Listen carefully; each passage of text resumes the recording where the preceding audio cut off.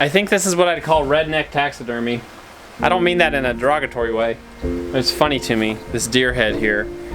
Basically just hung it up without doing anything to it in this really dry woodshed that gets a lot of sun on the roof. It gets warm in here. It stunk for about 3 months and now it doesn't stink and it's totally drying out. I don't know, kind of fun experiment just to see what happens to this head over time.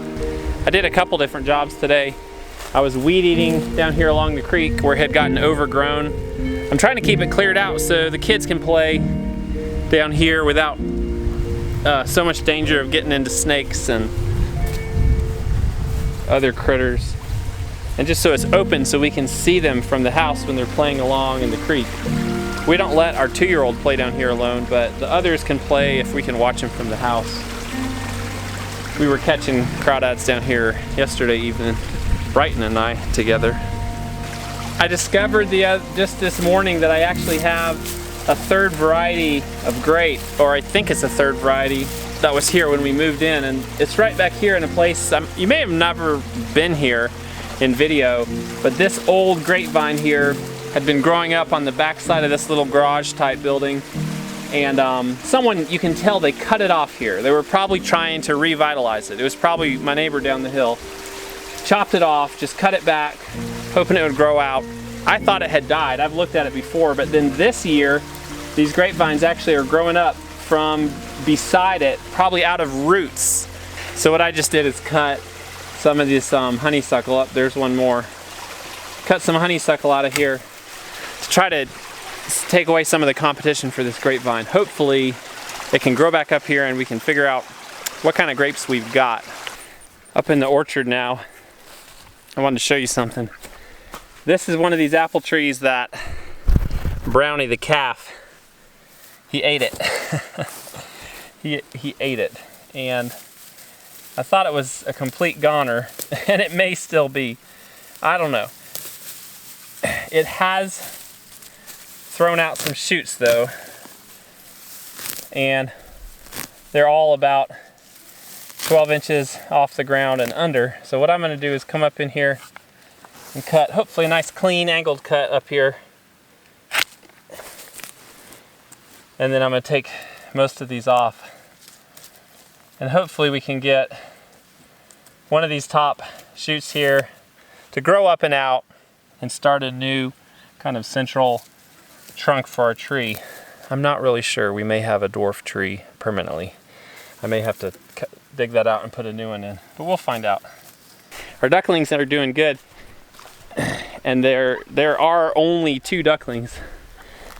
This is the last day I'm going to give this mother duck to sit on eggs. It's possible there's one more that's hatched out, but I've only seen 2 ducklings so far. Tomorrow we'll get rid of any eggs that are still there and let her kind of move on from that, take care of her ducklings, and get them out here more.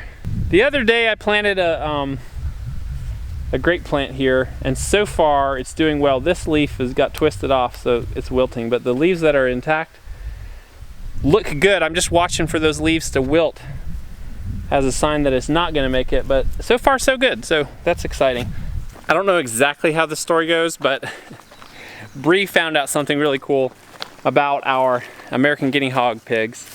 They're not out here now because in the afternoon the sun hits this area, and so they go inside. They just had an afternoon snack of watermelon rinds and a bunch of grass that I threw in here. We found out something cool about these pigs though. we were told they were American guinea hogs, they were purebred, that they weren't registered. And we were okay with that, but we found out the other day that they actually really are purebred and could be registered.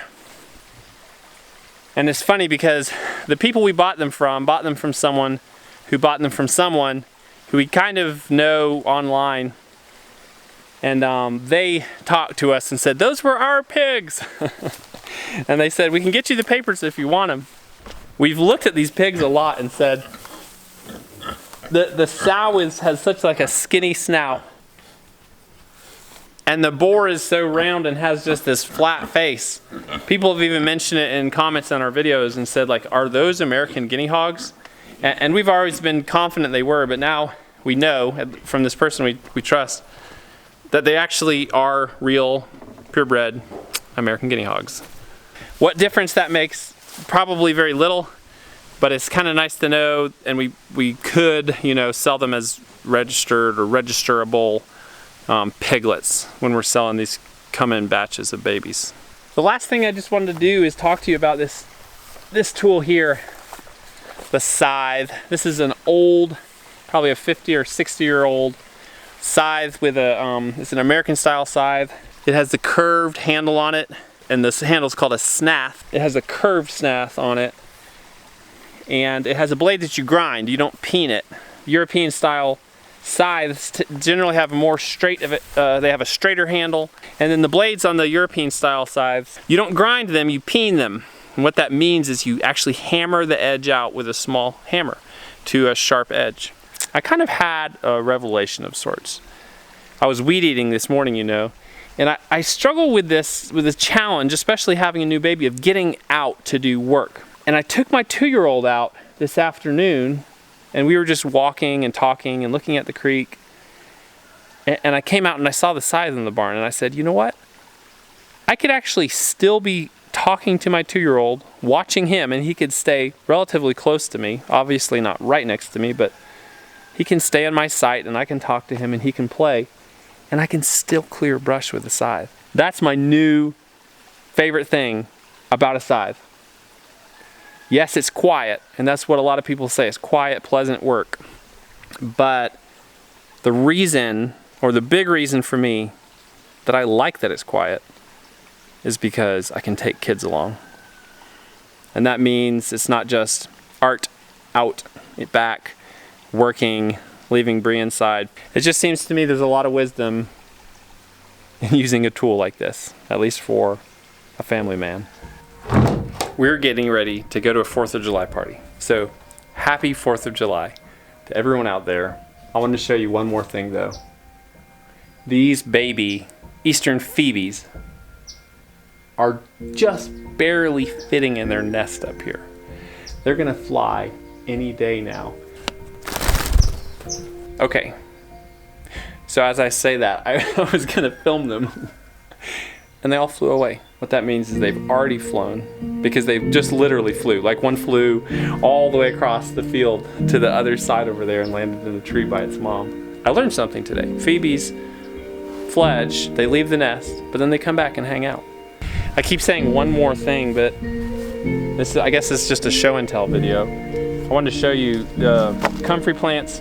I'm not going to show you the plants, I'm going to show you the ones that didn't come up. A few of them didn't come up. I was surprised. Here, I'll show you a nice plant here.